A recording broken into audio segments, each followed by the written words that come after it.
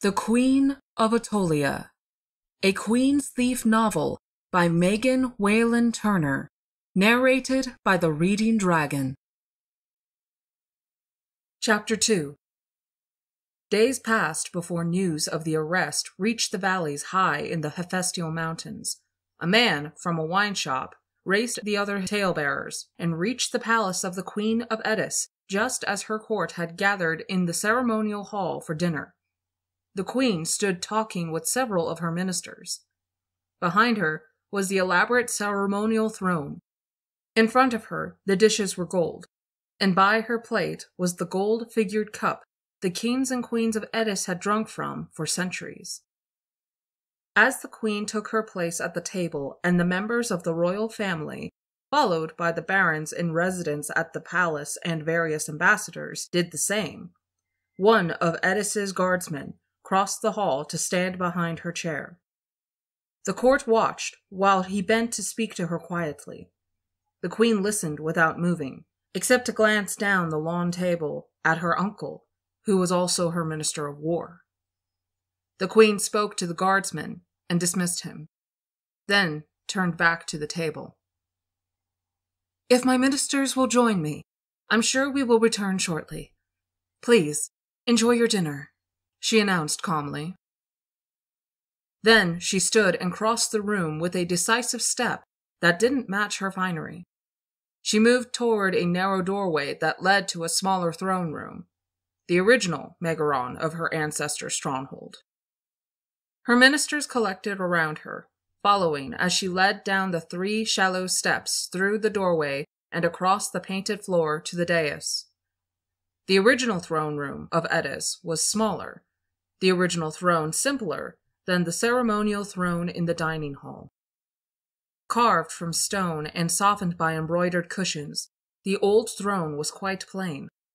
Being a plain person, Attolia preferred it to the gilded glory of the new throne. She ruled her country from the smaller throne room, and saved the glories of the greater hall for banquets. Pulling impatiently at her long skirts, she seated herself. "Eugenides has been arrested in Attolia," she said to her ministers. "A tradesman has come with the news from the capital city. I asked the guard to bring him here." She didn't look at her minister of war as she spoke. Her counselors exchanged worried glances, but waited patiently without speaking. Attilia's guard, as they escorted the Attolian in, watched him carefully in case he was less harmless than he appeared. But he only stood before the throne, nervously twisting the collar of his shirt.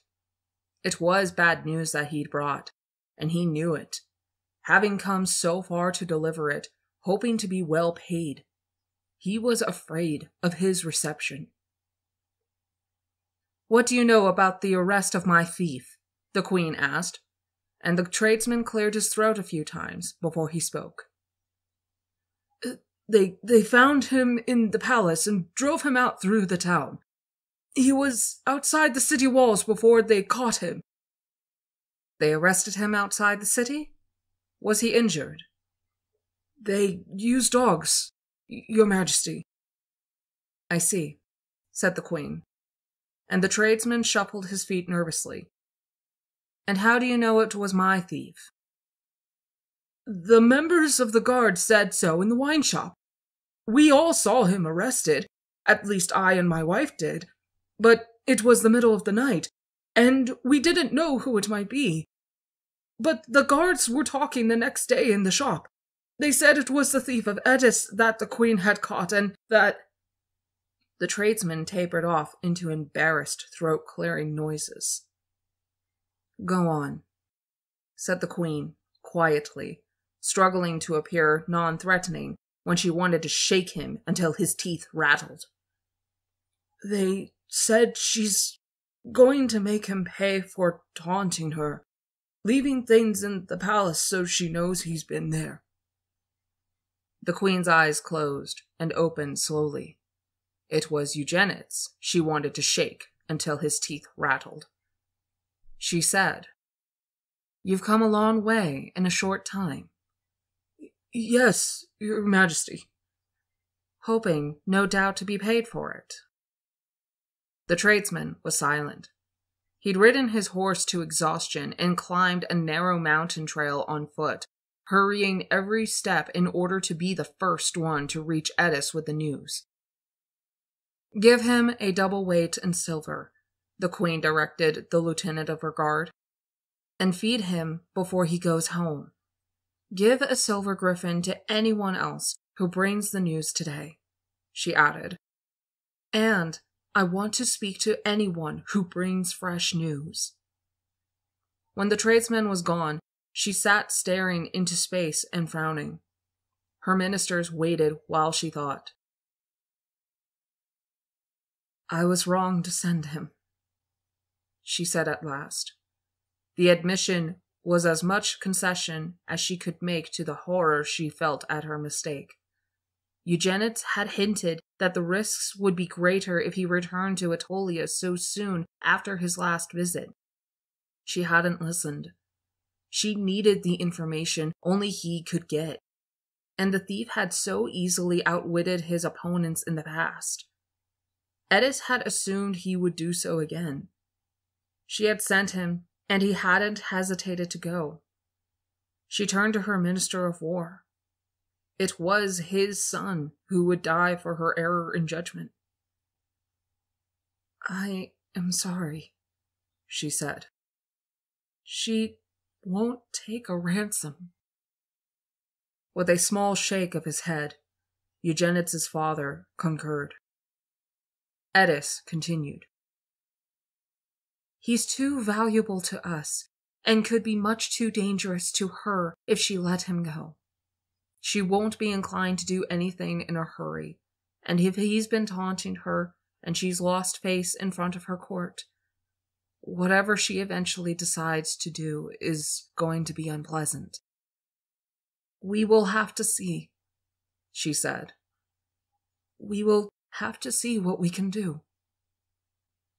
Eugenides lay in his cell. When the pain in his head woke him, he opened his eyes briefly, then slept again. He should have tried to stay awake, but he hardly cared. Sometimes, in his deepest sleep, he thought he heard someone calling his name, and he struggled back to consciousness to find himself alone in the dark.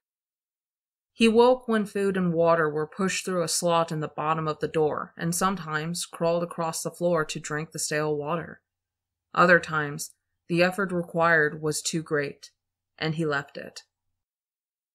Slowly, the stones in the floor stopped heaving under him, and the blinding pain abated, leaving him with a headache marginally less fierce. More food and water were delivered from time to time. Finally, the door of his cell was unlocked and opened. He felt sick again as he was hoisted to his feet, but didn't know if it was from his headache or from fear. He leaned on the guards and tried to collect his ragged thoughts as they led him up from the cells to the queen's palace. Surrounded by the splendor of her court, the Queen of Attolia had listened to the veiled insults of the party of Edessians sent from the mountain country to negotiate the thief's release. Eddis had sent her best, and they had argued skillfully. Attolia had listened, appearing impassive and growing angrier and angrier. She'd sent no official notification to Eddis that Attolia held her thief. She had only waited, deliberating on his fate, expecting Eddis to make some effort to retrieve him, not expecting the mission that arrived on her doorstep to toss threats in her face the way a man might bait a dog. She had ascended her throne after the assassination of her father, and her country had never been fully at peace in her reign. Her army was well paid and therefore loyal, but her treasury was nearly empty. She awaited a good harvest to fill it again, and the ambassador from Eddis threatened that harvest. First, of course, he'd offered a ransom that he'd known she wouldn't accept. Then, he'd politely insulted her several times over, and finally he told her that the gates of the Hamiates reservoir were closed and would remain so until the thief of Etis was returned home. The waters of the Hamiothes reservoir flowed into the Araxthus River, and from there into the irrigation channels that watered some of the most fertile land in her country. Without the water, the crops would wither in the summer heat. She'd sent for the thief. Eugenides, when he was brought before her, blinked owlishly, like a nocturnal animal dragged out of its den into the daylight. The black and yellow and green bruise across his forehead showed through his hair. The split in the skin just above his eyebrows had scabbed over, but the dried blood was still on his face, and the black marks under his eyes were darker than the bruise above. The mud on his torn clothes was still damp. "Your queen's ambassador has offered to ransom you, thief, but I declined." Eugenides was hardly surprised. "You would only come sneaking back through my palaces, leaving notes beside my breakfast dishes. I told your queen's ambassador I wouldn't take a ransom of any size for you. And do you know what he said?" Eugenides couldn't guess.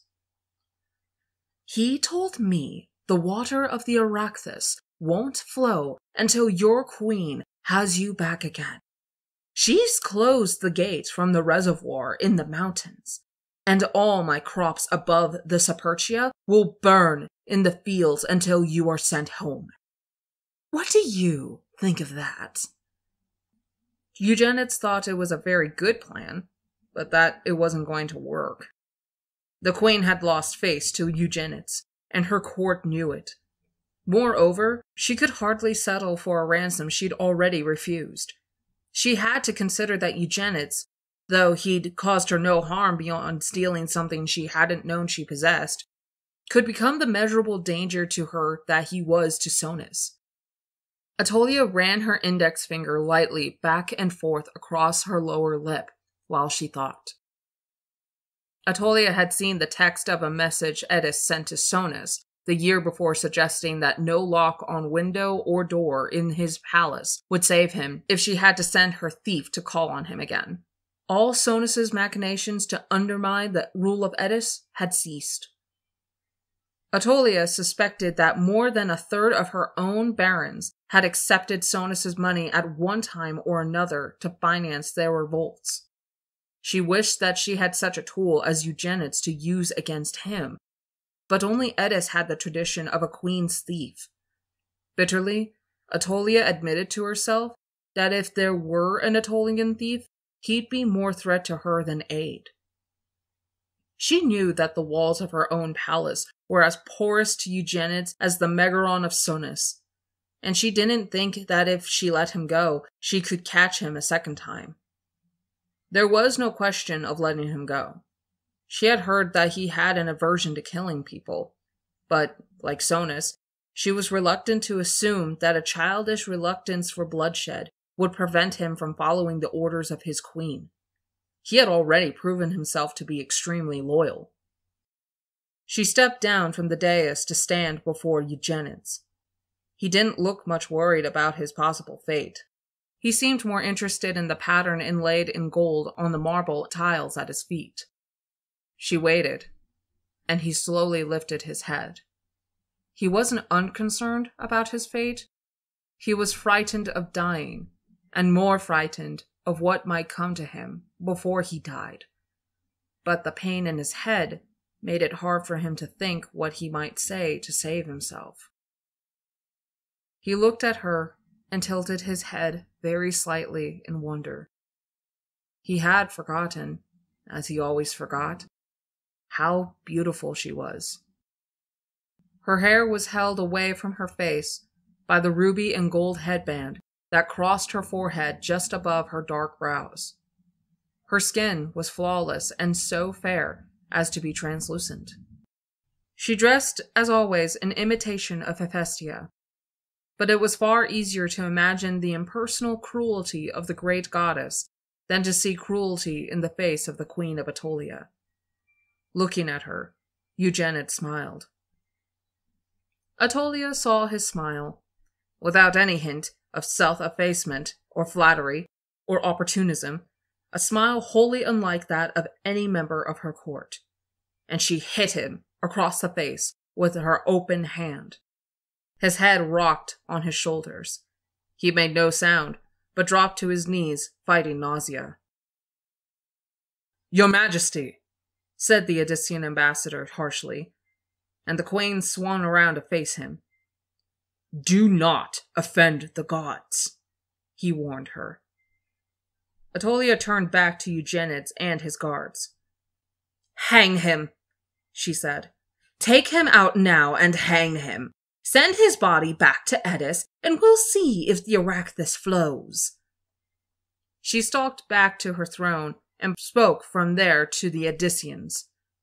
"Remember that your gods are not mine, nor will they be," she said. She sat on the throne and watched as Eugenides was lifted to his feet by the guards. He had his hands cupped over his face, covered by his dark hair. Beside her, the ambassador from the Mede Empire shifted his weight and caught her attention. "I don't know what Eddis thought she could accomplish," Attolia said. "She can hardly hold back a river forever." "Long enough," suggested the Mede, "to ensure her thief a relatively easy death." Attolia turned to look at him, then back thoughtfully at Eugenides. "This Queen of Eddis is very clever," the Mede said softly, bending closer. "She knows how some of your other prisoners have died. You will let her thief go so quickly?" "Stop," she said, and the guards did as they were told. Eugenides hung from their arms. He was carefully placing his feet and straightening himself while the queen considered. Whatever her neighboring monarchs thought, she very rarely made hasty decisions, and she didn't engage in violence gratuitously.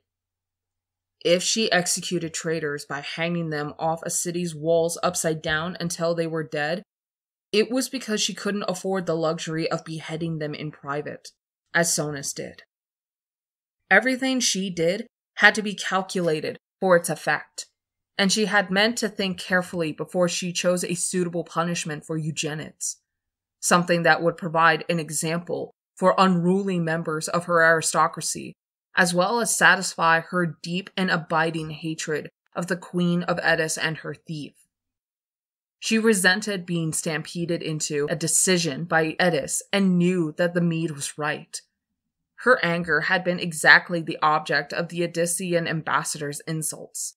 He had indeed argued skillfully.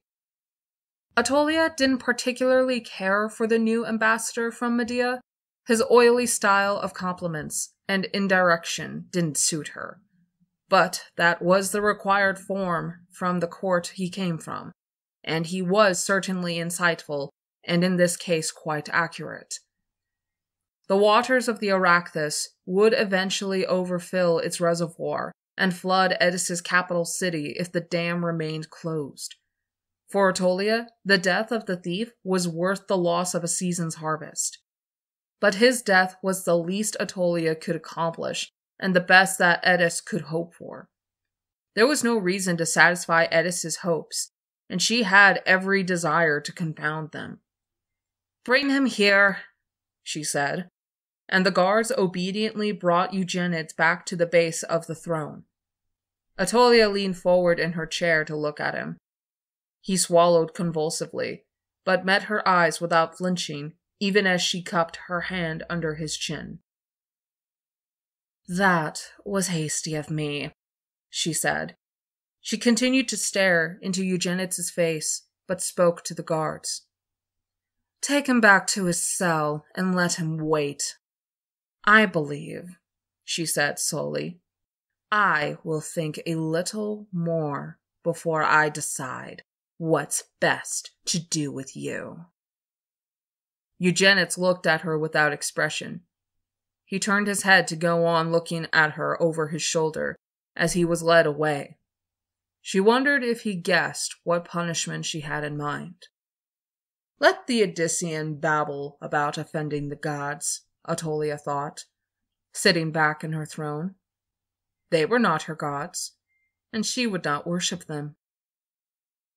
A pity about the ransom, she said. Not a significant sum, surely, the Mede beside her replied. Not to your emperor, perhaps, said Attolia. Here on this coast of the Middle Sea, we are less wealthy. I could put a sum like that to good use. Then take it, please, as a gift from my emperor, said the Mede, as Attolia had hoped he would. You jest? She asked the Mede. Not at all, he answered. Nothing would please my master, the emperor, more than to be of assistance to so lovely a ruler as yourself. He made an elaborate bow, and Attolia smiled, very pleased. Thank you for listening to my narration of this story. If you like my narration and want to hear more, please hit that like button, subscribe, ring the notification bell, and follow me on Twitter at Ava2star so that you can be notified of when I post a new video. Thank you again for listening to The Reading Dragon.